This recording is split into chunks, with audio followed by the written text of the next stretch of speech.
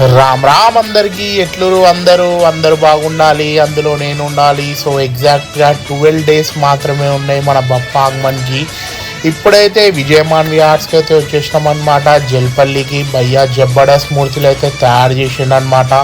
Last 2 years నుంచి చాలా trending అవుతుండు భయ్యా అయితే. గణేష్ విగ్రహాల్లో కానివ్వండి, దుర్గామాత విగ్రహాల్లో కానివ్వండి, జబర్దస్త్ విగ్రహాలు అయితే తయారు చేస్తుండు.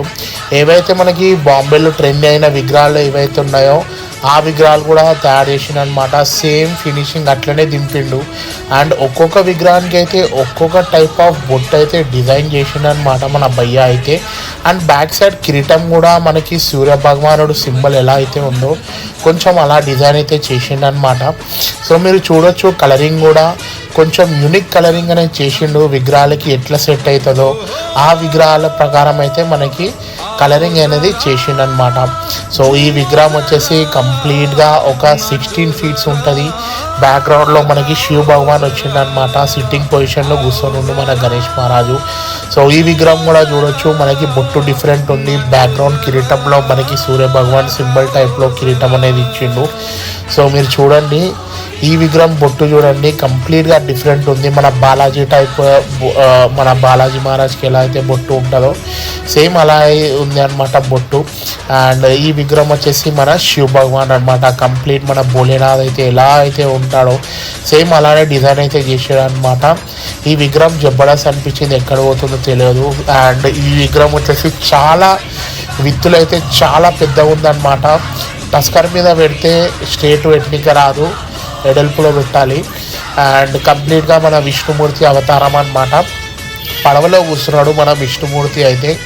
సో మీరు చూడొచ్చు, ఆల్రెడీ ఒక పీసీ తమిళనాడుకు పోయింది, ఇంకోటి అయితే ఇక్కడ అవైలబుల్ ఉందన్నమాట. అండ్ ఈ విగ్రహం వచ్చేసి కంప్లీట్గా మనకి కొంచెం యూనిక్ అనిపించింది. మన సింహం పైన అయితే గణేష్ మహారాజ్ అయితే కూర్చున్నాడు అనమాట. ఇంకా కంప్లీట్గా ఫినిషింగ్ కాలేదు. అండ్ ఈ విగ్రహం చూడండి, బొట్టు చూడొచ్చు, మనకి చంద్రుడు ఎలా అయితే ఉంటాడో ఆ టైప్లో మనకి బొట్టు అయితే డిజైన్ చేసిండు అనమాట భయ్య అయితే. అండ్ సిట్టింగ్ పొజిషన్లో కూర్చొని ఉన్నాడు. అండ్ మీరు చూడవచ్చు, సిట్టింగ్ పొజిషన్ కూడా డిఫరెంట్ ఉంది.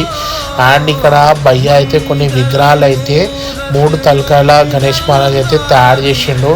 సో 3 విగ్రహాలు తయారు చేసిండు, కానీ ఒక్కొక్క విగ్రహం డిఫరెంట్ కాన్సెప్ట్ తయారు చేసిండు. చాలా జబర్దస్త్ ఫినిషింగ్ ఇచ్చిండు. మీరు ఫస్ట్లో చూశారు ఒక విగ్రహము 3 heads, అండ్ ఇప్పుడు చూశారు ఒక విగ్రహము. మీరు చూడండి, కంపేర్ చేయండి కావాలంటే. అండ్ ఈ విగ్రహం వచ్చేసి మన క్రాస్ పొజిషన్లో కూర్చొని ఉన్నాడు గణేష్ మహారాజ్ అయితే. అండ్ ఈ విగ్రహం బొట్టు చూడండి, బొట్టు చూసి నేనైతే ఫిదా అయిపోయినా భయ్యా. ఒక్కొక్క విగ్రహానికి ఒక్కొక్క టైప్ బొట్టు అయితే పెట్టిండు.